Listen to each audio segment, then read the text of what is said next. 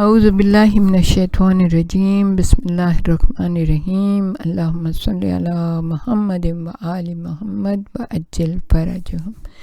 جہان علم city of knowledge academy سے آپ کی بیب جان آپ سے مخاطب ہیں۔ السلام علیکم ورحمۃ اللہ وبرکاتہ۔ بلا شبہ تاریخ میں ان خواتین نے جو کربلا کے میدان میں موجود تھیں یا کربلا کے بعد جنہوں نے بہترین مشن کو انجام دیا، ان عظیم خواتین کے بارے میں تاریخ کے پاس جو کچھ ہے وہ معجزہ نہ صحیح تو کرامت ضرور ہے، کیونکہ دشمنوں کی جو منصوبہ بندی تھی اس کی بنیاد ہی یہ تھی کہ اللہ کے دین کو مٹا دیا جائے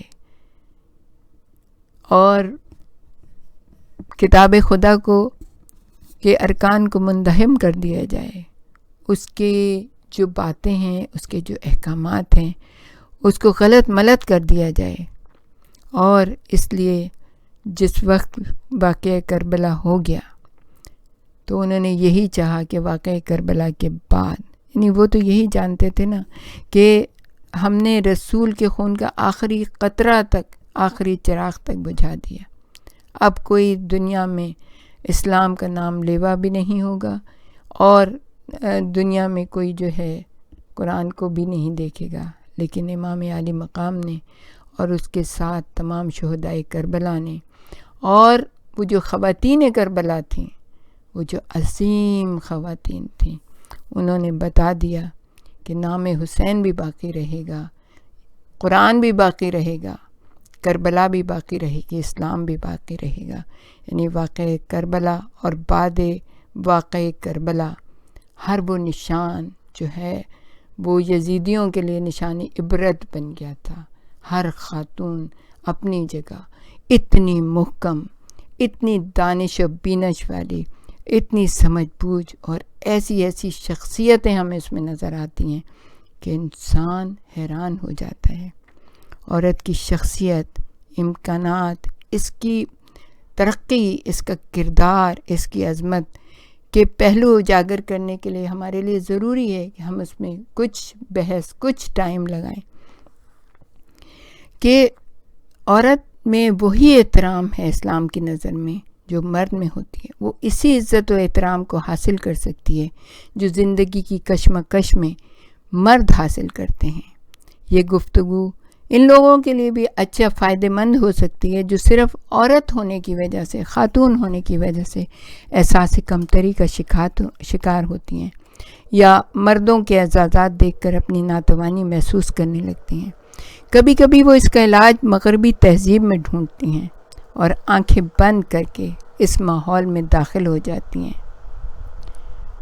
اس دنیا میں راستہ بھولنے والی نسل اپنے نفسیاتی اخلاق کو پر کرنے اور اپنے وجود کو ثابت کرنے کے لیے ہر سیاہ اور سفید کے اوپر ہاتھ ڈالتی ہے اور ہر الٹی سیدھی پٹی پڑھانے والے کی بات پر، ان کی بات ماننے پر تیار ہو جاتی ہے، اور پھر آنکھیں بند کر کے وہ ایک ایسے اندھیرے ماحول میں داخل ہو جاتی ہے کہ نہ دنیا میں اس کا کوئی مقام رہتا ہے، نہ آخرت میں اس کا کوئی مقام رہتا ہے، نہ اس کی کوئی نسل ہوتی ہے، اور اگر نسل ہوتی بھی ہے تو وہ ایک اندھے، گونگے اور بہرے لوگوں پر مشتمل ہوتی ہے جو ہر آواز پر دوڑتے چلے جاتے ہیں، ہر اندھیرے میں داخل ہو جاتے ہیں، ہر کھائی میں گر جاتے ہیں۔ اپنے آپ کو سمجھیں، اپنے آپ کو پہچانیں۔ کربلا اور کربلا کی خواتین ہمیں کردار کی اس بلندی اور درخشاں ستارے کی مانند نظر آتی ہیں جو ثریا سے بھی بلند ہے۔ عظیم خواتین، سادی خواتین، بلند کردار خواتین، سمجھ بوجھ کی مالک خواتین، وہ خواتین جو کم لباس پہن کے مردوں کی شانہ بشانہ کھڑی ہوتی ہیں، وہ اس سے بہت بلند ہیں۔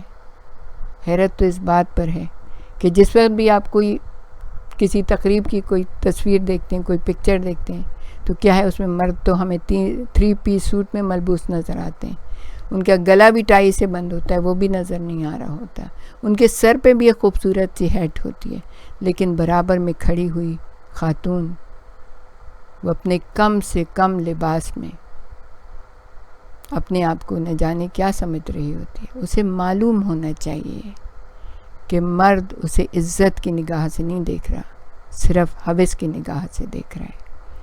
اور ایسی خواتین نہ دنیا میں کوئی مقام پاتی ہیں.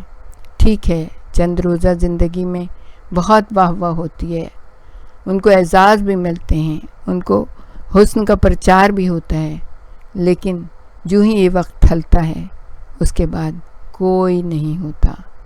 وہ گمنامی کے گڑھوں میں جا کے پڑ جاتی ہیں. نہ دنیا خسرت دنیا والآخرہ, دنیا میں بھی خسارہ, آخرت میں بھی خسارہ ہے. تو ہمیں خواتین کو یعنی کہ اپنی راہ روشن کرنی ہوگی. ہمیں دیکھنا ہوگا ہم کس کی طرف دیکھیں, آخر ہم کہاں جائیں. اس کاروبار دنیا میں جہاں بے خبر اور بلا خواہش خاتون کو سرمایہ دار اور تاجر خریدتے اور ان سے طرح طرح کے فائدے اٹھاتے ہیں, وہاں کہ سگریٹ کے اشتہار کے اوپر بھی اگر پہاڑ پہ چڑھ رہی ہیں تو بھی اس کے اشتہار میں یعنی خواتین ہی کو دکھایا جاتا ہے. مردوں کو کیوں نہیں دکھاتے کم لباس میں, خواتین کو کیوں دکھاتے ہیں؟ ان سے طرح طرح کے فائدے اٹھاتے ہیں. تو ضروری یہ ہے کہ ان خواتین کو خود ان کی صنف کی ایسی خواتین سے باخبر رکھا جائے جو سمبل تھیں اور مثالی تھیں اور ہیں.